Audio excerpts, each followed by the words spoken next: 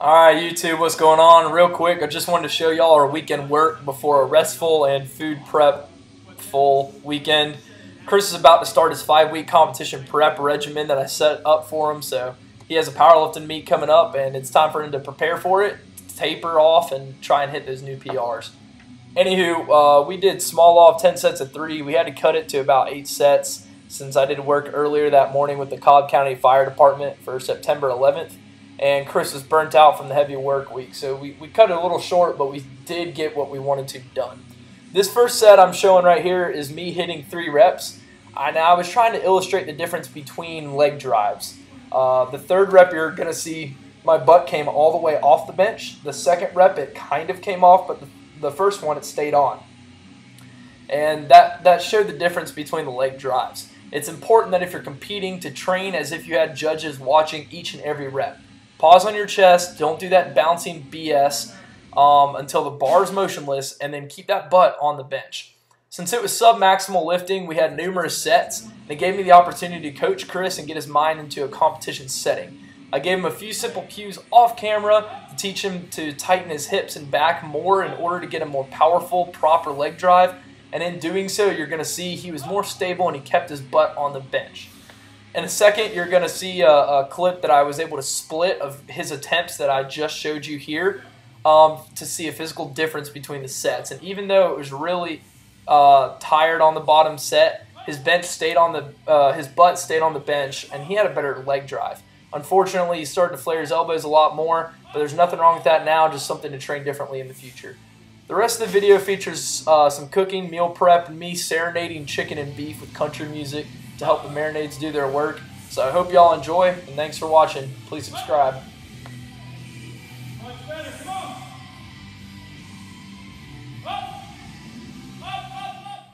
Alright, what's going on YouTube? So Brad and Chris here in the Super Lab. What's up? Our kitchen. It's going down.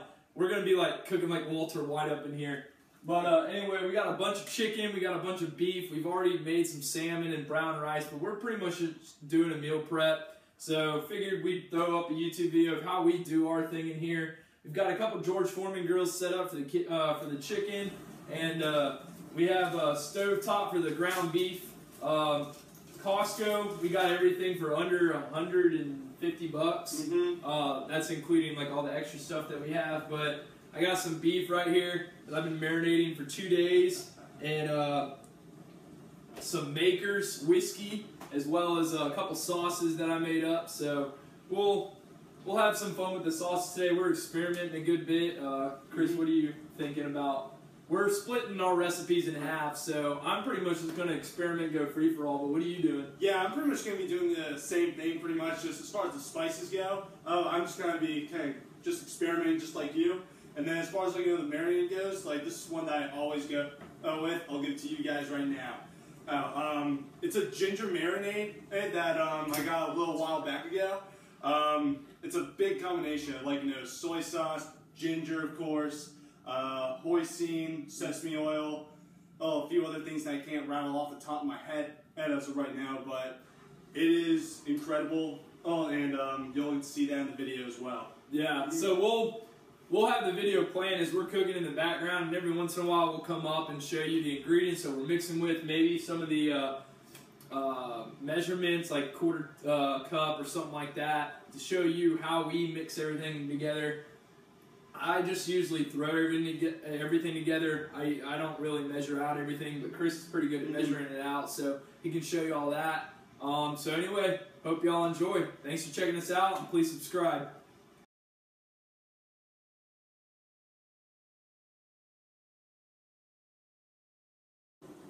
Alrighty guys, so recipe number 1 that I whipped together real quick. I've done this before and it's pretty good, so I'll go ahead and share it with y'all. So what I did is I mixed chili sauce. I had about half of this left, so I just poured the rest of it in there.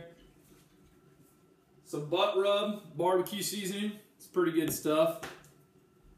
I used just a touch of blackened redfish magic, as well as blackened seasoning.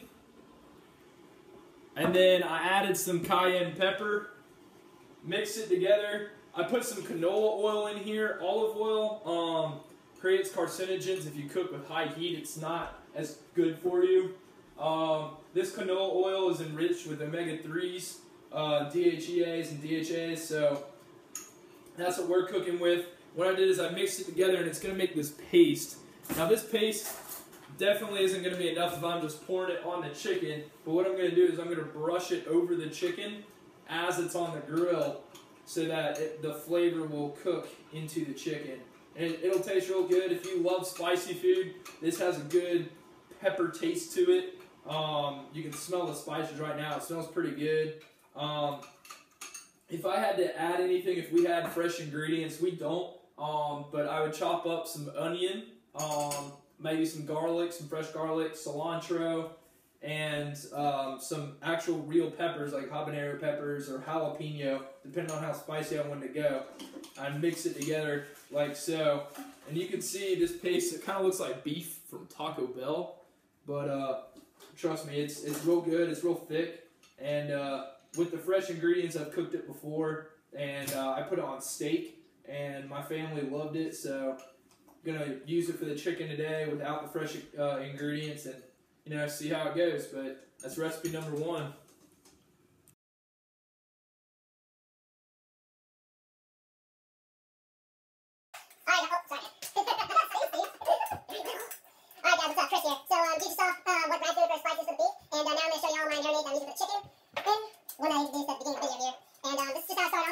First ingredient, soy sauce. I usually get at about 1/4 of a cup of this.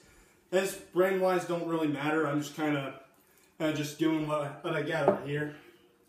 And then ginger, just some regular ginger over here. You can go with the other one, just kind of crush it. But this, I usually have about 1 tablespoon of this. Three tablespoons actually. You can go with 2. You know, I mean, this stuff's pretty strong, so I'll definitely get a good taste out of it. But 3 is usually the number I go with. And then immediately following right after, 1/4 cup of canola oil. The light's kind of dim over here, so roll with me here as far as being able to see it goes. Follow that with 2 tablespoons hoisin sauce. That's definitely a key ingredient. And then follow that again with just 1 tablespoon of sesame oil. And then to top it off, 1 teaspoon of each of these. 1 teaspoon of sriracha, and then the other of just regular table salt.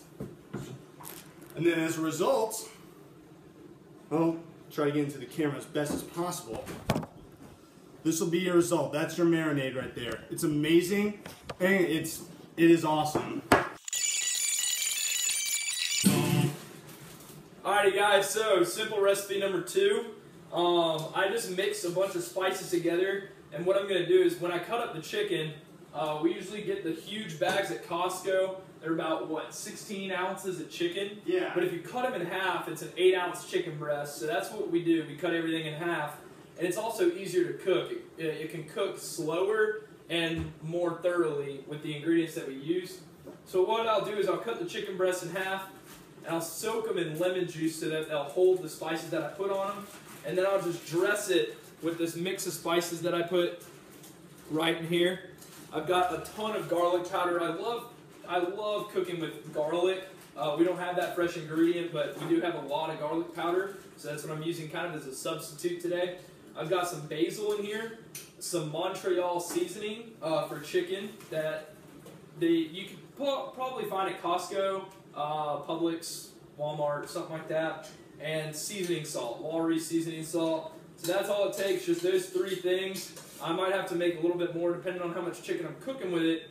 And this, what I'll do is I'll just take a spoon and I'll dress it on the chicken.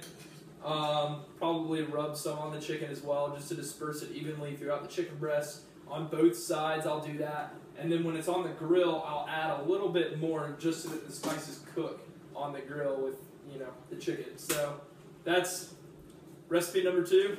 Thanks.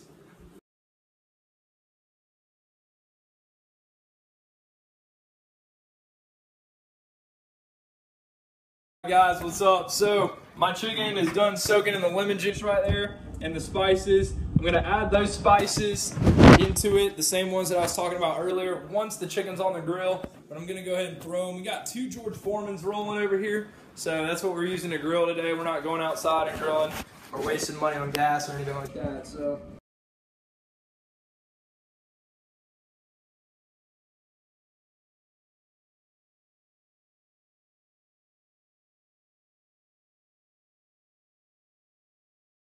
So we're taking a break from cooking for a little bit, enjoying some of the beef that I finished up. I cooked about half of it and it was done. So Chris and I took 5 ounces of that, as well as some rice for our lunch today. While we have some chicken on the grill, we're just taking a quick break. Chris, official review of this beef and rice? Well, beef. Dude, awesome. Awesome job, man. So this recipe was Maker's whiskey, yes, you heard it right, chili sauce, just a touch of ginger, some onion, and cilantro. Mixed it up, and I marinated this beef for about 2 days in it, and you can definitely taste the whiskey that I soaked it in and whatnot.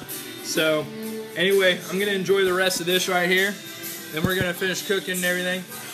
Check y'all later. Alrighty guys, so last round of chicken. I decided screw it, waited till the last minute to think of this, but I cut up all the chicken, put it in this bowl, and I had it soak in the rest of the Knob Creek whiskey that we had, so it'll get some more flavor to it with the paste that I'm about to put on it. But I'll let y'all watch how I do it real quick. I had 1 chicken breast soak by itself in the paste to see, you know, how it does if it's sitting a little bit longer in the paste. Probably won't have a huge difference, but we'll see. So what I'll do is I'll put the chicken in this little Tupperware that I have to get the bottom of the chicken at least started with a little bit of the paste. I had a little bit more chicken than I thought, so I added some more oil as well as some spices, but we didn't have any more chili sauce, so that's all I added to it, plus some of the Knob Creek whiskey, kind of make more of the paste. So that's what I did for that. So I'll go ahead and put these chickens on the grill, just like so. Then what I'm going to do is I have this, the paste right here in this bowl on a spoon. I'll fill the spoon up, just like so. And I'll just get the paste on the chicken, smooth it out a little bit.